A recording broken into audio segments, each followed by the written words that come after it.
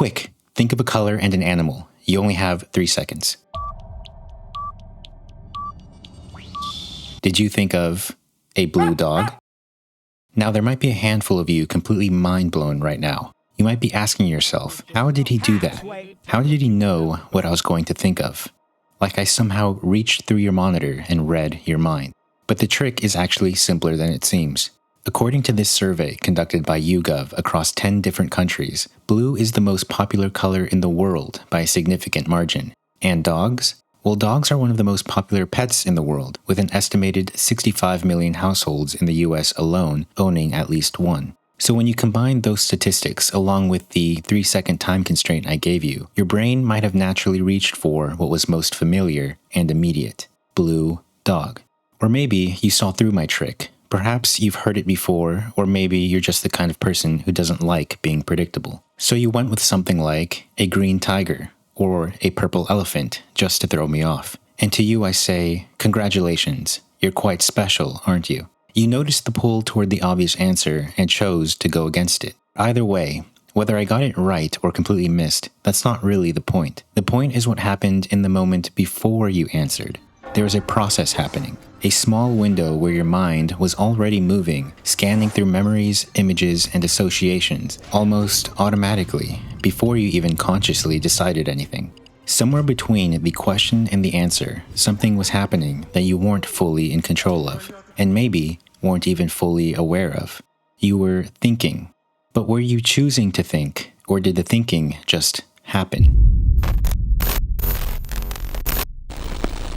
The tip of the tongue phenomenon is something almost everyone has experienced at some point in their life. That frustrating moment where a word, a name, or a memory feels so close, but just out of reach.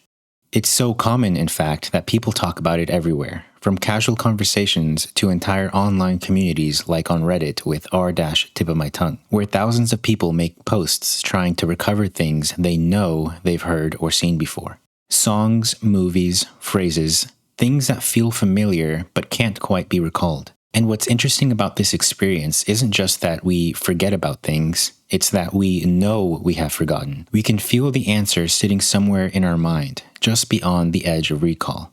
You're in the middle of a conversation and someone asks you the name of that actor. You know the one from that movie with that one thing, and immediately something in you says, I know this. You can feel the answer sitting somewhere in the back of your mind. The name starts with maybe an R or maybe a T. You're not sure. But some part of you has already confirmed that the answer exists before you've actually found it.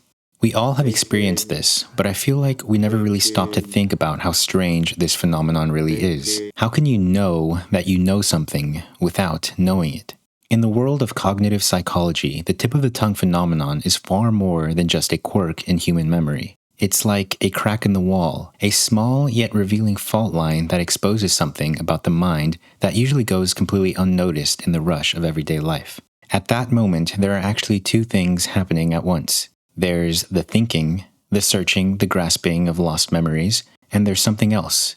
Something that's watching the thinking, an observer that's doing the evaluating.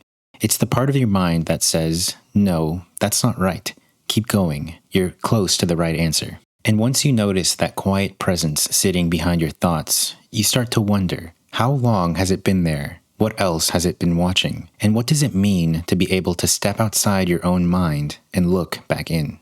As it turns out, that quiet observer sitting behind your thoughts might be one of the most powerful and probably one of the most neglected abilities that the human mind possesses. Metacognition. It's a term coined by developmental psychologist John Flavel in the mid to late 1970s. He defined it as knowledge and cognition about cognitive phenomena, or to put it more simply, thinking about thinking. But this definition only scratches the surface of what it actually is. Flavel's main contribution was recognizing that thinking isn't just a single process. There's a level of awareness and control that sits on top of it. In other words, it's not just about solving a problem or recalling information, it's about being aware of how you're doing it and adjusting when necessary. He broke this idea into two main components. The first is metacognitive knowledge. This refers to what you understand about your own thinking. For example, knowing that you learn better by writing things down, or recognizing that you don't fully understand a concept yet. It also includes being aware of strategies, like knowing that testing yourself is more effective than simply rereading. The second is metacognitive regulation. This is the ability to manage and direct your thinking in real time. It includes planning how to approach a task, monitoring your understanding as you go, and evaluating your performance afterward. For instance, realizing halfway through studying that something isn't sticking, and deciding to change your approach. What makes this important is that it separates passive thinking from active thinking. Without metacognition, you might go through the motions, reading, listening, without really assessing whether it's effective. With metacognition, you're able to step back, recognize what's working and what isn't, and make adjustments. It's not necessarily about having more knowledge, but about having a better understanding of how you use that knowledge. But is metacognition uniquely human? Because if thinking about thinking is fundamental to how we live every day, maybe we're not the only ones doing it. Well, researchers have actually tested this. In studies with dolphins and primates, scientists designed tasks where animals could earn a reward by answering a question correctly, and what they found was quite remarkable. When a chimpanzee knew the answer, it would get excited. It knew it was about to get the treat. And when it didn't know, it would visibly be frustrated and look to the researcher for a hint.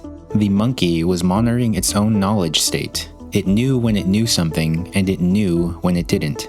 Even mice have shown something similar, investing more time and effort in tasks when they're confident in their answers, and pulling back when they're uncertain. That's a form of confidence tracking, a rudimentary form of metacognition. But not all animals seem to possess this ability. Pigeons, for example, across several independent studies, have so far shown no capacity for metacognition at all. And there's a lot of debate whether even certain species of monkeys, like the capuchin monkey, can express it either. Which means that this isn't something that comes automatically with having a brain, or even with being a primate. There seems to be real levels to metacognition that vary depending on the species.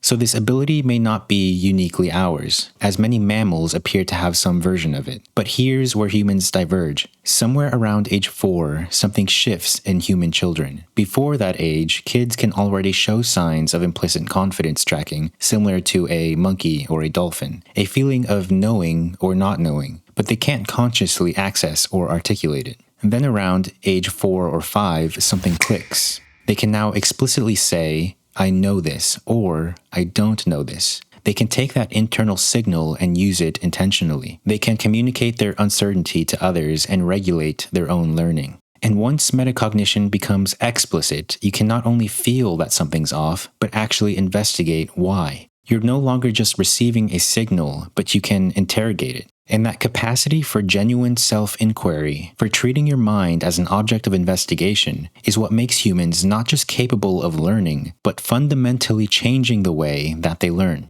It's the difference between a mind that just runs processes and a mind that can actually reach back and question them. But what about AI?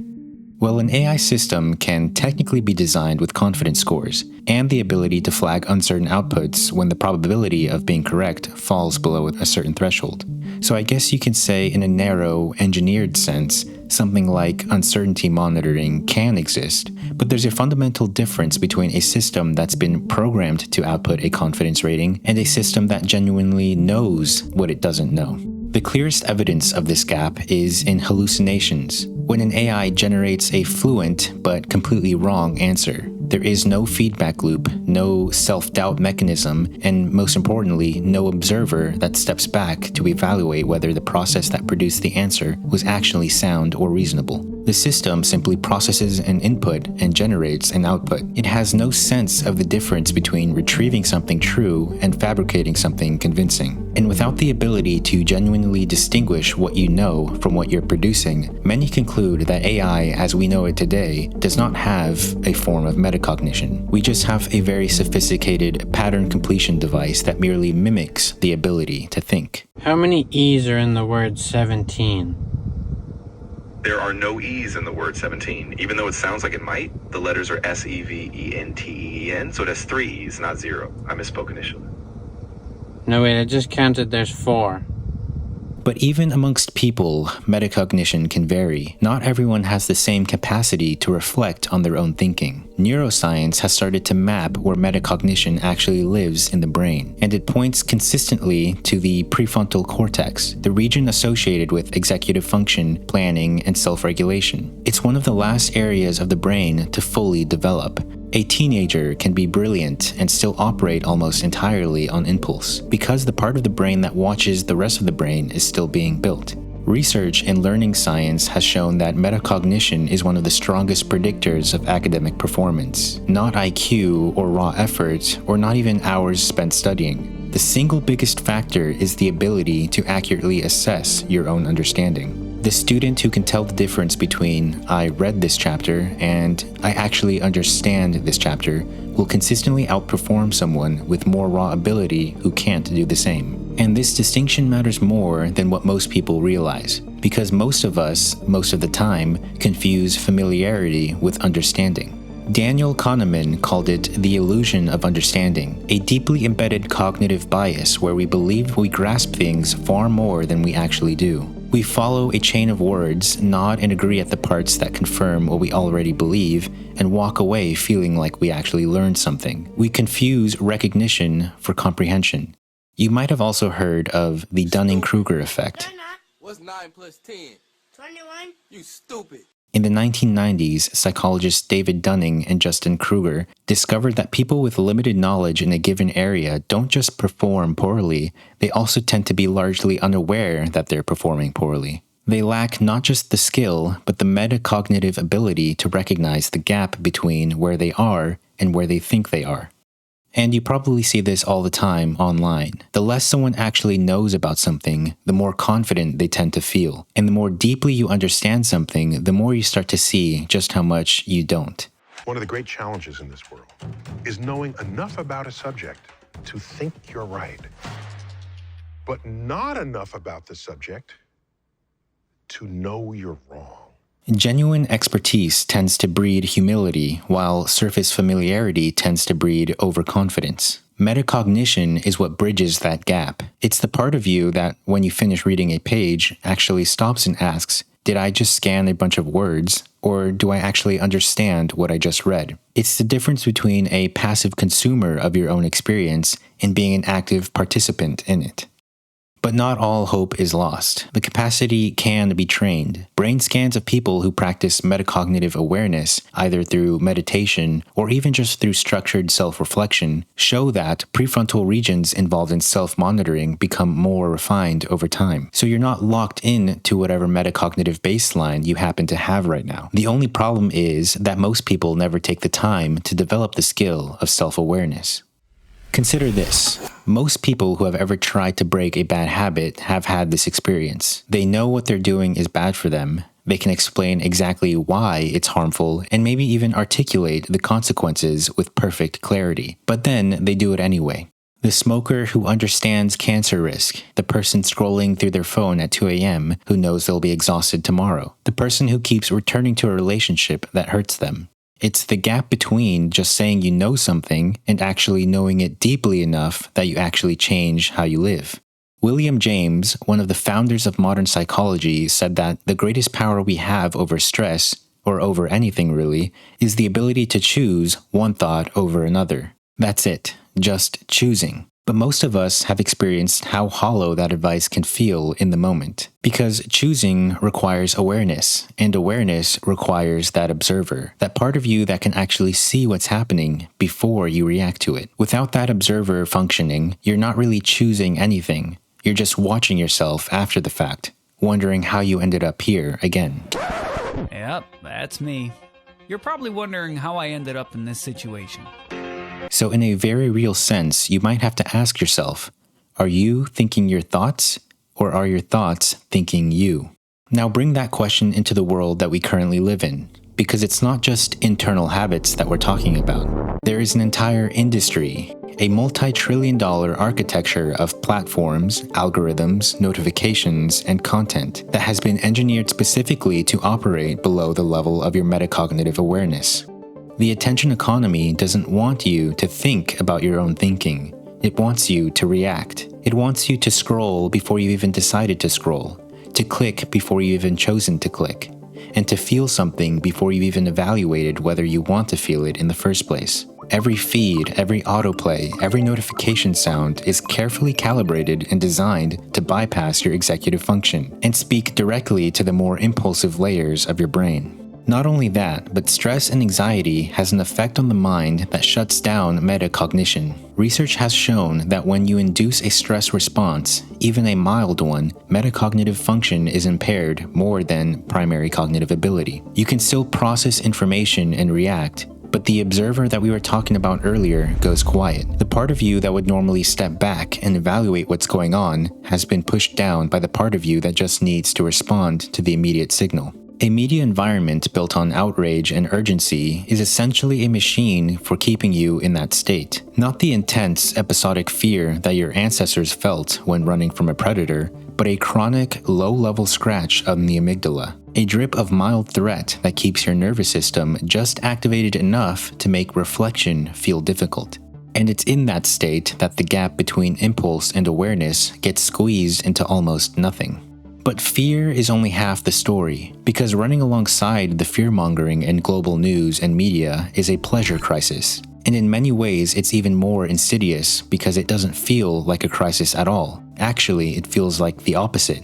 It feels good. Dopamine is the brain's reward signal, the chemical message that says, "That felt good, do it again." And the modern world has become extraordinarily good at triggering it. Researchers at Stanford found that social media scrolling produces dopamine spikes comparable to gambling, and gambling itself has exploded over the years. Since online sports betting was legalized in 2018, the industry has grown into a $643 billion global market.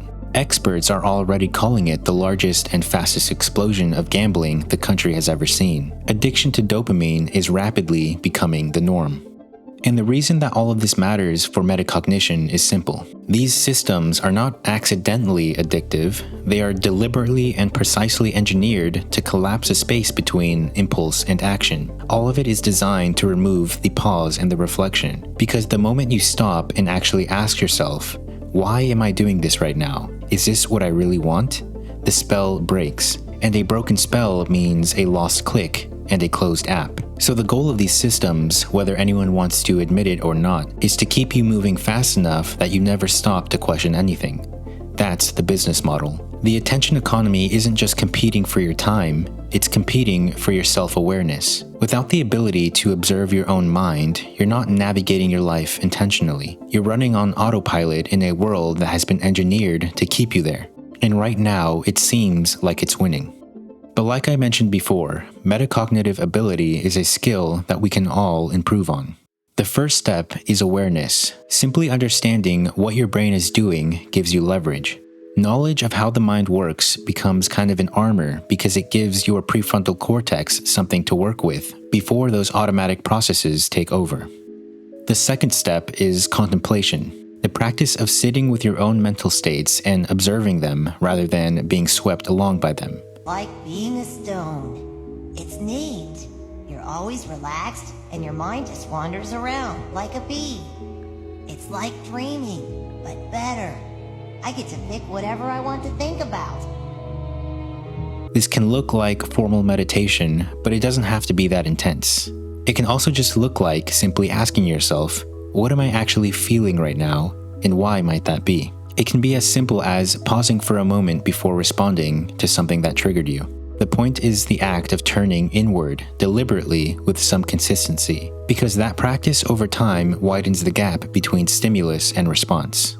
The third step is documentation, or just simply writing things down. You cannot write something down without engaging your prefrontal cortex. You can feel an emotion without any executive involvement, but the moment you put it into words on a page, you've moved it into the conscious, reflective part of your brain. That's why journaling and writing down your problems tends to make them feel less threatening. Not because the problem itself has changed, but because you've engaged the observer.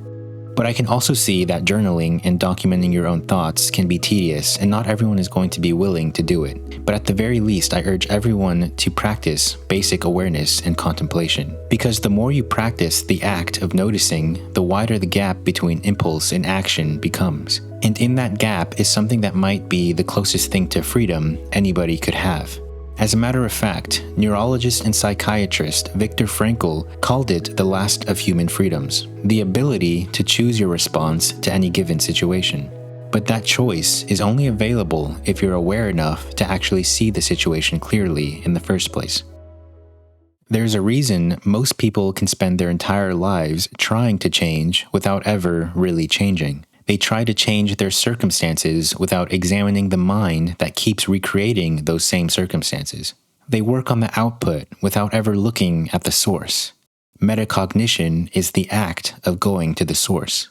It doesn't require meditation or a degree in psychology or any other particular spiritual framework, though any of those can certainly deepen it. It really only requires one thing: the willingness to look.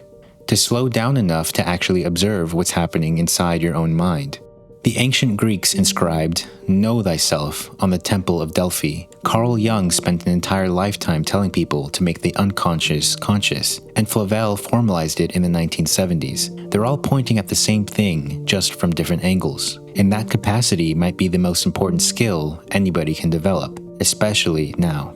So, the next time you feel the pull to react impulsively, the next time you feel like you're being triggered by something you saw online, or the next time you're deep in an argument and you can feel yourself getting defensive, that's the moment it's most important to step back and notice what's happening inside your own mind. When you find yourself 3 hours into doom scrolling, or when you're about to make a decision you've made 100 times before, those are the moments metacognition is built for. Not just as some abstract psychological exercise, but as a live, real-time practice of catching yourself in the act of being human, of creating just enough space between the impulse and the action to ask, is this what I actually want? Is this actually who I am? Because unfortunately, that question, as simple as it sounds, is one most people almost never ask. And maybe that's the whole point.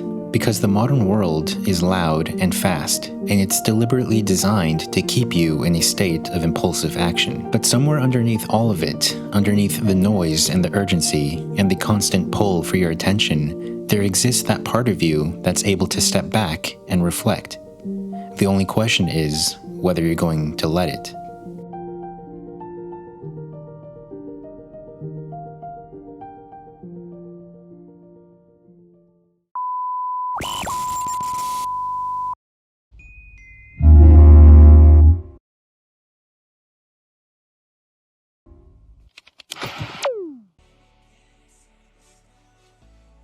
You're not gonna subscribe. Just leave.